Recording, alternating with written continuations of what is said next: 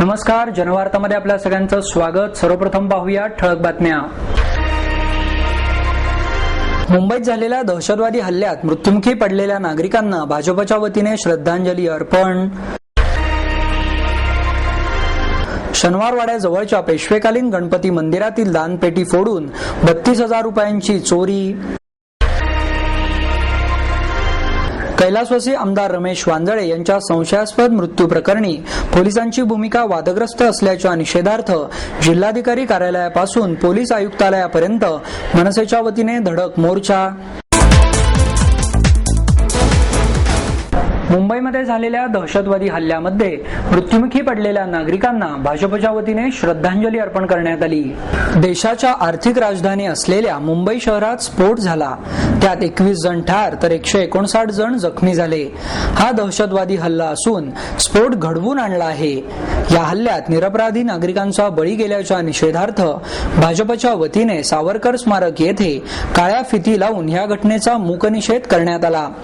यावेळी भारतीय जनता पक्षाचे पुणे शहर अध्यक्ष विकास मटकरी, आमदार गिरीश बापट, भाजपा पुणे शहर सेक्रेटरी आबा रासकर, नगरसेविका मेघा कुलकर्णी, अण्णा तापकीर, अशोक येनपुरे, जयंत भावे आणि भाजपा कार्यकर्ते मोठ्या संख्येने उपस्थित होते। यावेळी बोलताना मटकरी म्हणाले, आज आम्ही पुण्याच्या 50 लाख नागरिकांच्या वतीने या हल्ल्यात मृत्युमुखी पडलेल्या नागरिकांना श्रद्धांजली अर्पण करीत आहोत। या वर्षामध्ये मुंबईवरती झालेला दहशतवाद्यांचा हा 14वा हल्ला आहे। 700 मुंबईकरांनी आतापर्यंत प्राण गमावलेले आहेत।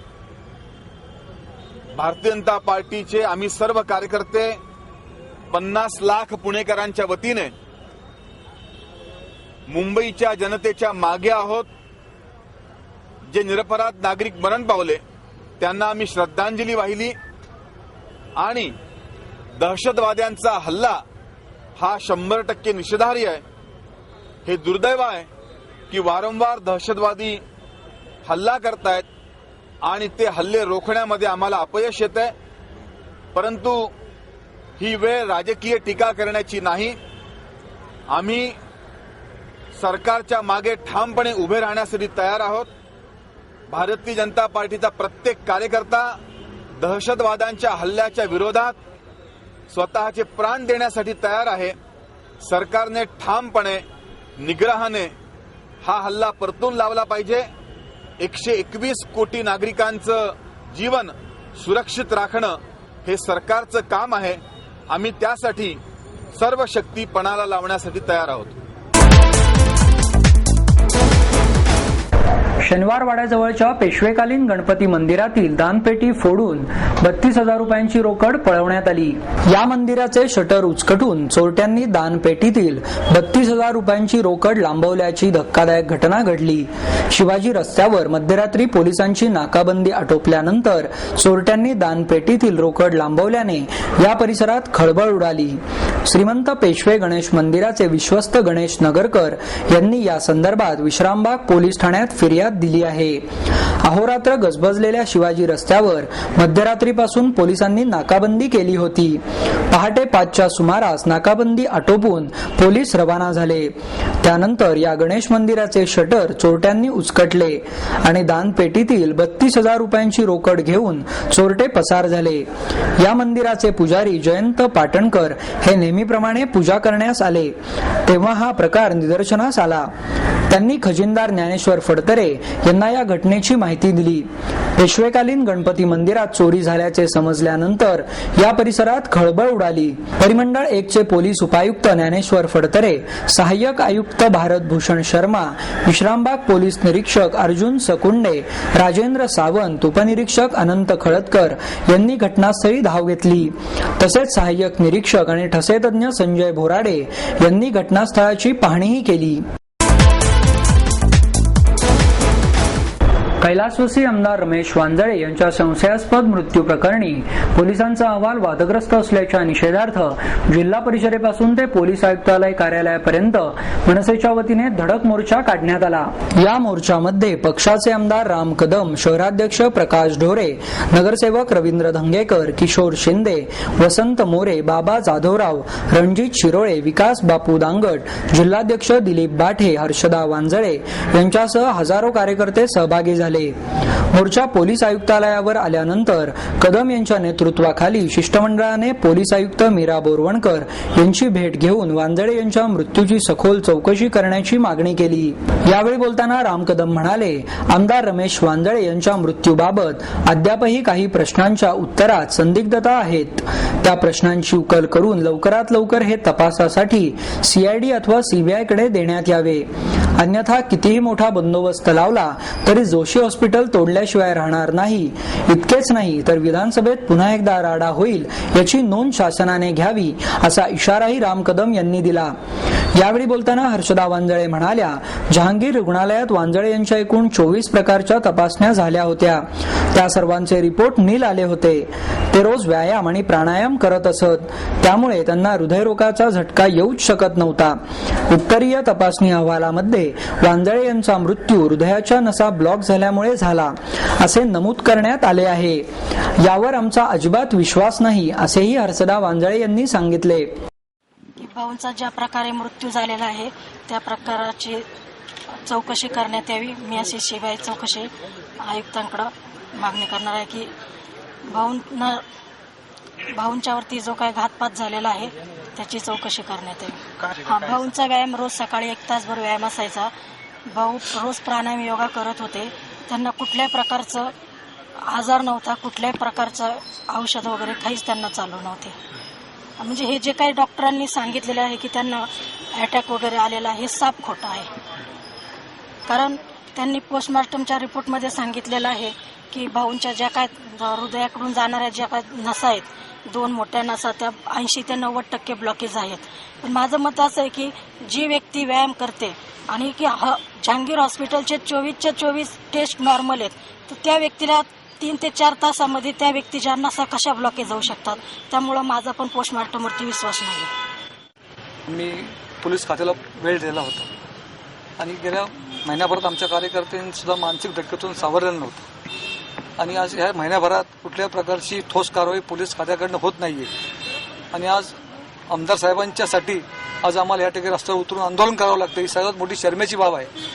आज या ठिकाणी आम्ही पोलीस खात्यावर पुन्हा एकदा विश्वास व्यक्त करतोय की तुम्ही आम्हाला या ठिकाणी न्याय मिळवून द्या आणि योग्य ती जे ह्याच्यामध्ये जे असेल जोशी हॉस्पिटलचं जे सेंटर असेल त्याच्यावर योग्य ती कारवाई व्हावी, त्याच्यावर गुन्हा दाखल व्हावा आणि संबंधित व्यक्ती जे असतील त्यांना अटक करावी, ही आमची प्रामुख्याने मागणी। मला असं वाटतं की या सगळ्या प्रकाराकडे बघत असताना जसं मगाशी वहिनी म्हणाल्या, मुळात वांजळे साहेब ही व्यक्ती ही दररोज सकाळी व्यायाम आणि प्राणायाम करणारी व्यक्ती आहे, पहिलवान व्यक्ती आहे आणि वांजळे साहेबांसारखा एक मोठा दिग्गज नेता जेव्हा त्याचं दुःखद निधन होतं आणि दुःखद निधन झाल्याच्या नंतर जर तुम्ही पोस्टमॉर्टम रिपोर्ट पाहिला तर त्या पोस्टमॉर्टम रिपोर्टवर साधा मृत्यूचा वेळ देखील नमूद नाहीये आणि नेमकं मृत्यूचं कारण सांगत असताना तुम्ही जर पोस्टमॉर्टम रिपोर्ट आणि विसेराचा रिपोर्ट जर पाहिलात तर याच्यामध्ये अनेक ठिकाणी संशयाला जागा आहे। मुळात ह्यांचा मृत्यू जोशी हॉस्पिटलमध्ये झालाय आणि नंतर पोलीस आणि हॉस्पिटल प्रशासन यांनी केवळ मॅनेजमेंटचा भाग म्हणून त्यांनी जहांगीरमध्ये हलवाहलव केली। कारण जर जोशी हॉस्पिटलमध्ये खरोखर त्यांना अटॅक आलाय आणि ते जिवंत आहेत अशी जर स्थिती असती तर त्यांनी स्वाभाविकपणे जे शेजारी सह्याद्री हॉस्पिटल होतं किंवा पुना हॉस्पिटल होतं त्या ठिकाणी त्यांना हलवलं असतं, पण तसं न करता त्यांनी जहांगीर हॉस्पिटलला हलवलं गेलं आणि तोपर्यंत सगळी पोलिसांची जमाजमा केली गेली आणि नंतर जे काही पोलिसांना जबाब देण्यात आले ते जबाब देत असताना त्यांनी 4 नवीन डॉक्टर आले, त्यांनी आपत्कालीन व्यवस्था वांजळे साहेबांना पुरवली। अशा प्रकारचे सगळे पोलिसांना त्या हॉस्पिटल प्रशासनाकडून जबाब देण्यात आले। प्रत्यक्षात स्थिती अशी आहे की त्या हॉस्पिटलच्या बरोबर केबिनच्या बाहेर वांजळे साहेबांचे घरचे जिवलग लोक उपस्थित होते। आज जायला आणि बाहेर यायला एकच दार आहे, आतमध्ये केवळ 4 लोक आहेत आणि मग पोलिसांच्या रिपोर्टमध्ये नवीन 4 लोक येऊन त्यांनी त्यांना ट्रीटमेंट दिली असं जे आलेलं आहे। आता यांना डोळ्यांनी दिसलं असतं आज जर कोणी नवीन गेलाय, कोणी बाहेर आलं हे त्यांना दिसलं असतं. जर ही जिवंत असणारी माणसं यांना दारातून आज जाताना कोणी दिसलं नाही, बाहेर येताना कोणी दिसलं नाही, मग पोलिसांच्या जबाबामध्ये हे जे नवीन डॉक्टर आले हे नेमके कुठून उद्भवले हा देखील या निमित्तानं प्रश्न आहे. म्हणून या ज्या सगळ्या गोष्टी उद्भवतात की नेमका मृत्यू जोशी हॉस्पिटलमध्ये झाला का जहांगीरमध्ये झाला, हाच मुळात संशयाचा भाग आहे. म्हणून याची सीआयडी आणि सीबीआय अशा दोन्ही एजन्सीजनी उच्चस्तरीय चौकशी करावी आणि जर ही चौकशी करून ताबडतोब तातडीनं जाहीर करावं आणि जाहीर करून ज्या कुठल्या प्रशासनाचा याच्यामध्ये निष्काळजीपणा असेल त्याच्यावर सदोष मनुष्यवधाचा गुन्हा दाखल करावा अशी आम्ही एक सामूहिक ही मागणी करतो. पुणे महानगरपालिकेच्या वतीने गुरुपौर्णिमेनिमित्त ज्येष्ठ शिक्षणतज्ञ डॉक्टर नम जोशी यांचा सत्कार करण्यात आला.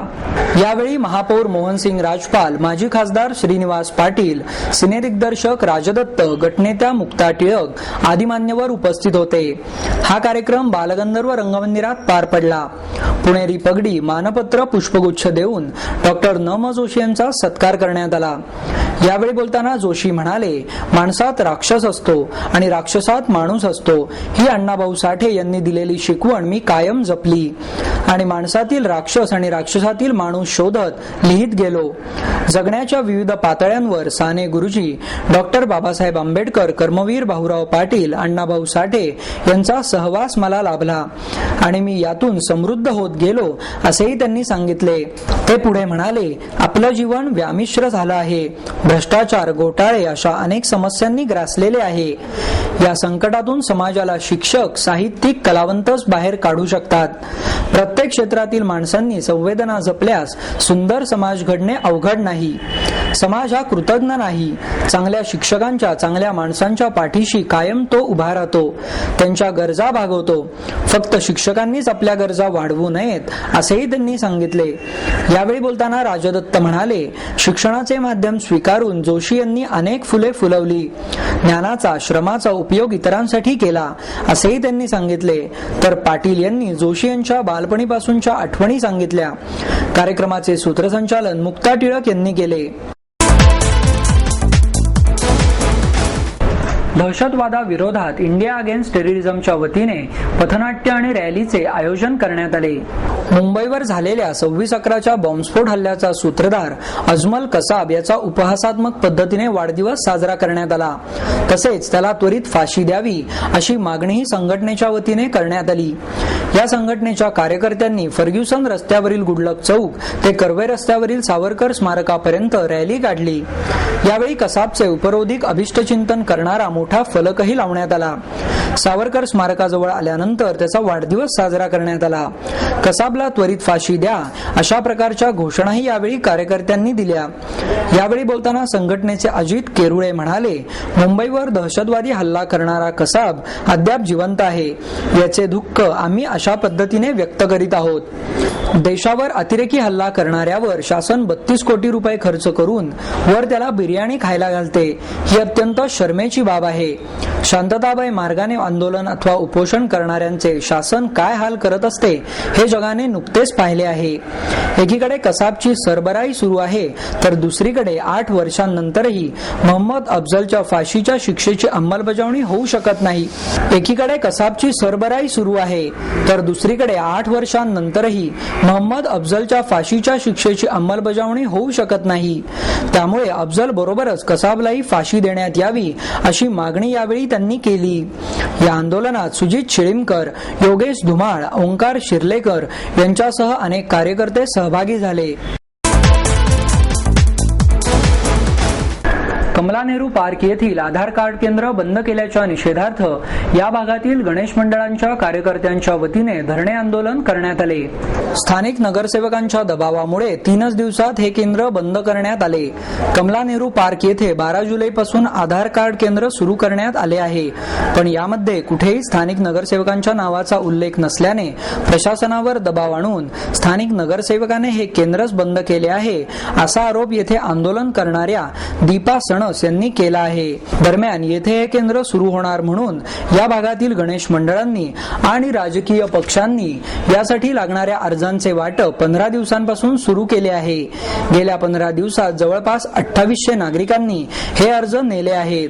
पण 3 दिवसात हे केंद्र बंद झाल्याने नागरिकांना मनस्ताप सहन करावा लागत आहे, अशी माहिती सुनील पांडे यांनी यावेळी दिली. या आंदोलनात स्वातंत्र्यवीर सावरकर मित्रमंडळाचे अध्यक्ष राम बोरकर, हनुमंत बोरकर, अभिजित मोडक, ओंकार कदम यांच्यासह अनेक कार्यकर्ते सहभागी झाले. जोपर्यंत हे केंद्र सुरू होत नाही तोपर्यंत हे धरणे आंदोलन सुरूच राहणार असल्याचा निर्धार यावेळी कार्यकर्त्यांनी व्यक्त केला आहे.